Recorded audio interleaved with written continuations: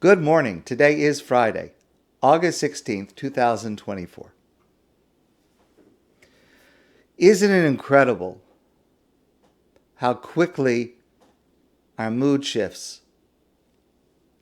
3 weeks of doom and indictment and failure, culminating on Tuesday on Tisha B'Av in utter despair. And here we are today, buoyant, energized, with renewed confidence and vigor. And yes, of course, there are some very, very serious issues going on in Israel, with the hostages, with the possibility of external attack, with internal problems, yes. But as I mentioned to you, even in Israel, there is a sense of a change in attitude, a bit more optimism, a bit more lift in people's steps in these days. Hopefully, with God's help, it should continue. But that's the power of Nachamu. This Shabbos is Shabbat Nachamu, the Shabbos of consolation, the Shabbos of comfort. We read the Haftorah, which we discussed. Nachamu, Nachamu, Ami, Hashem says to Yeshayahu HaNavi, be comforted, my people. My colleague and friend, Rabbi Shlomo Zuckier, points out that the way that we translate those famous words is not exactly precise, at least according to Rashi. We translate it as God saying to us, we should be comforted. And I spoke before that God provides that comfort. But a close reading of the words, according to Rashi, indicates something slightly different. Not slightly, significantly different. Nachamu, Nachamu, Ami, Yomar Alechem, this is God speaking to Yeshayahu HaNavi, to the prophet Isaiah. And Rashi says, Nachamu atem neviai, Nachamu es Ami. You, my prophet, you should comfort my people. In other words, this is not just a feel-good message, we're going to be comforted. It's a challenge. Hashem is saying to Yeshayahu HaNavi, Isaiah, Hashem is saying to us, we have to be the ones that will comfort our people.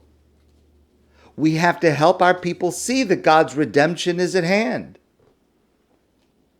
It's a challenge to us. So how do we do that? What clicks that shift into gear to enable us to console and to comfort another?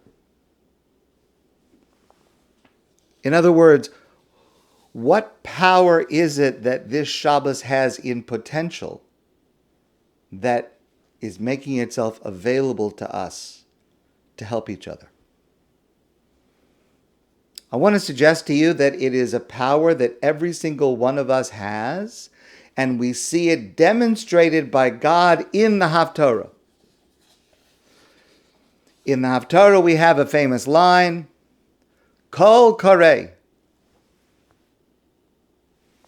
The one, meaning God, calls out, Bamidbar, Panu Derech Hashem.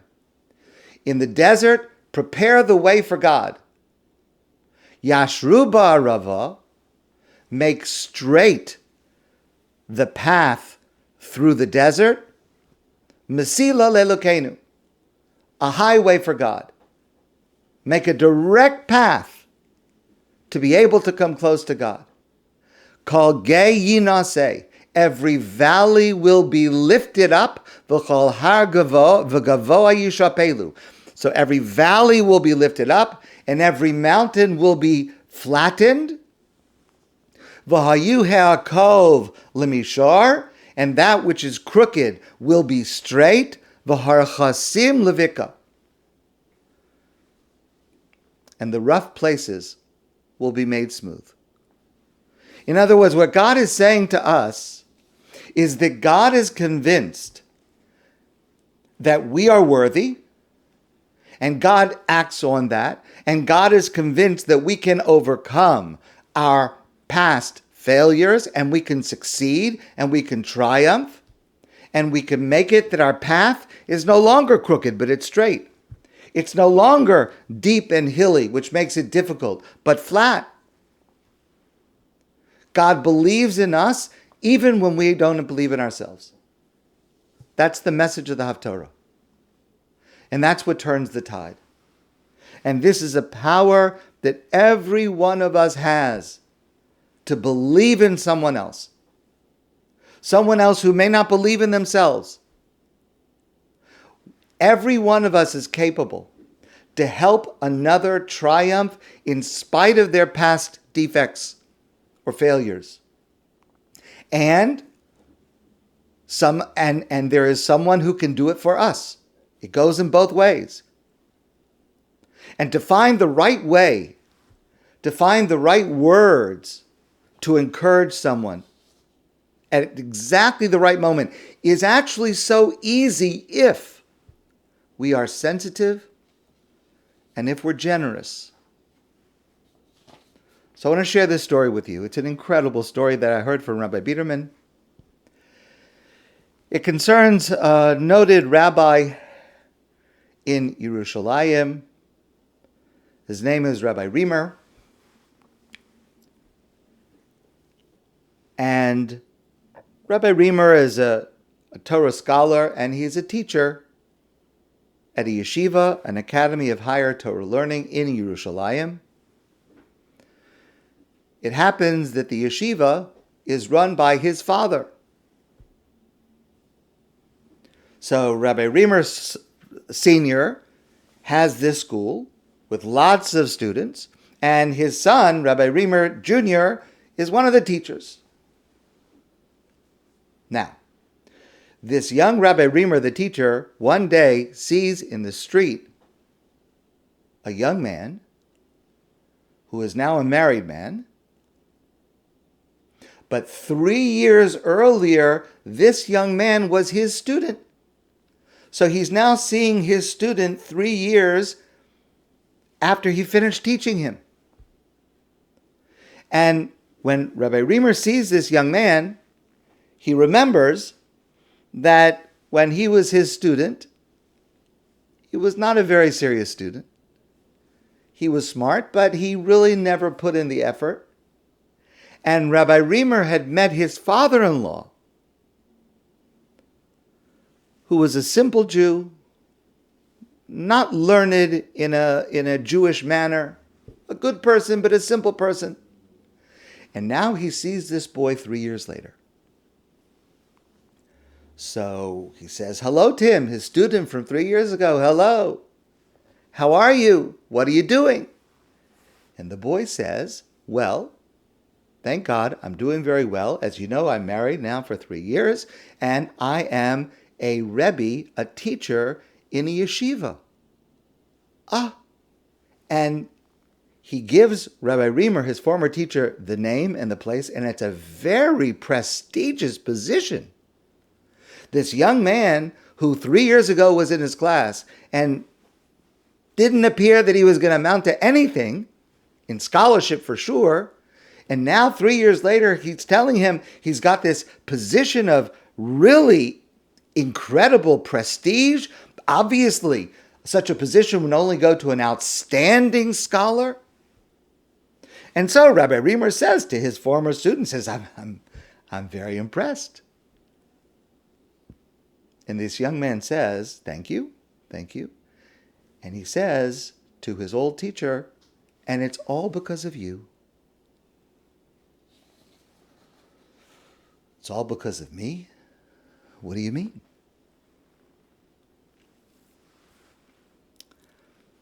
So, again, I told you this Rabbi Reimer was a teacher in a yeshiva, and the yeshiva was run by his father. And this yeshiva is filled with single, young, religious men studying to become Talmud scholars.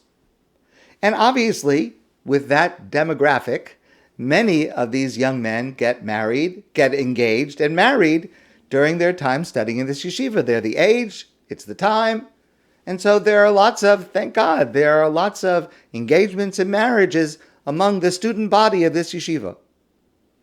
So his father, the head of the yeshiva, started a rule. And the rule goes like this. When a student gets engaged, they usually have a l'chaim, like an engagement party. So when a student gets engaged, the teacher, his Rebbe, his teacher, must attend the l'chaim engagement party. You have to go to every single one. Because we want to show we're committed, we're connected to these young men, our relationship is ongoing. You have to go to the l'chaim, to the engagement party. Okay. There was once a student in this young Rabbi Reimer's class who got engaged, and his l'chaim, his engagement party, was in Kfar Ata. Now, in those days, to travel from Yerushalayim to Kfar Ata took 4 hours. First, you had to take a bus from Yerushalayim to Tel Aviv. Then you had to take a train from Tel Aviv to Haifa. Then you had to take another bus from Haifa to Kfar Ata. 4 hours each way. 4 hours there, 4 hours back. So, Rabbi Reimer says to his father, the head of the school, he says, I can't go. It'll take a whole day. 4 hours there, 4 hours coming back. Whatever time I spend there, it's a whole day. I'm going to ruin a whole day. I'm going to miss a whole day. So his father said, listen, that's the rule. It applies to everybody. Just because you're my son, you don't get an exception. It applies to every teacher. You have to go. Okay. So this young Rabbi Reimer goes, 4 hours to get there, 4 hours to come back. He arrives in Kfar Ata. He goes to the place where this engagement party was being held, and the hall was full, lots of people there. Everyone was talking very loudly. The teacher, Rabbi Reimer, didn't know anybody there. The only person he knew was the chassan, his student who was becoming engaged. So, his student greeted him, introduced him to his future father-in-law, and then asked him, as is customary, if he would come to the front and speak a few words of Torah, to share a Dvar Torah, to address the crowd. And the young man introduced him. This is the Rebbe from my yeshiva. This is my teacher in yeshiva. And he asked him to address the crowd. So Rabbi Reimer spoke for a few minutes, talked a little bit about the boy, talked a little bit about that week's Torah portion, connected it to marriage. No one paid attention. Everyone was talking. No one listened. No one paid any attention. If a person is a public speaker, they know what that feels like. Not with us, not here, Baruch Hashem. I don't have that problem, but it happens. Okay, so what do you do in that situation? You plow on, you finish, and you sit down, and you go home. So, all right. Another 4 hours to come back to Yerushalayim. The next day he goes to his father. He told him what happened. 4 hours there, 4 hours coming back. No one listened to a word that I said. Meanwhile, let's come back to the story. It's now 3 years later. The teacher sees this student 3 years later. This student now has this prestigious Talmudic position.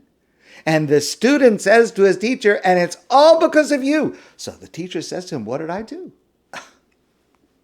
I mean, remember, he wasn't a good student. He was nothing special. What did I do? How can you say your success is because of me? So the student says to his teacher as follows. He says, you were at my engagement party, right? He says, yes, I was there.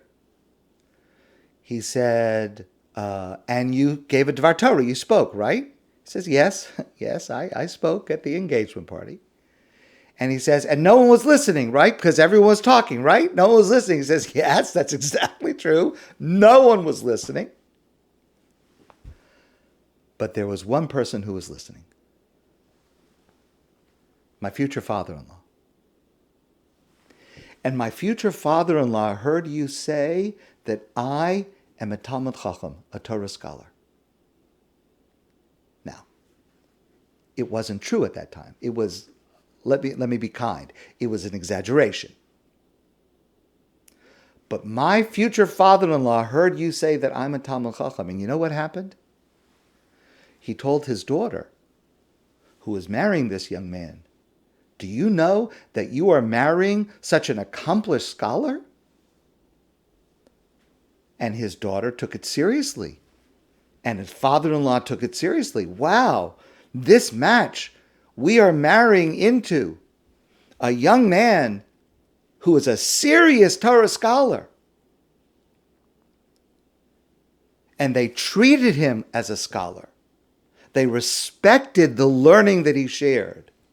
They praised when he put in time to study with diligence. And with that encouragement, with his family believing in him, he had no choice but to buckle down and start working hard.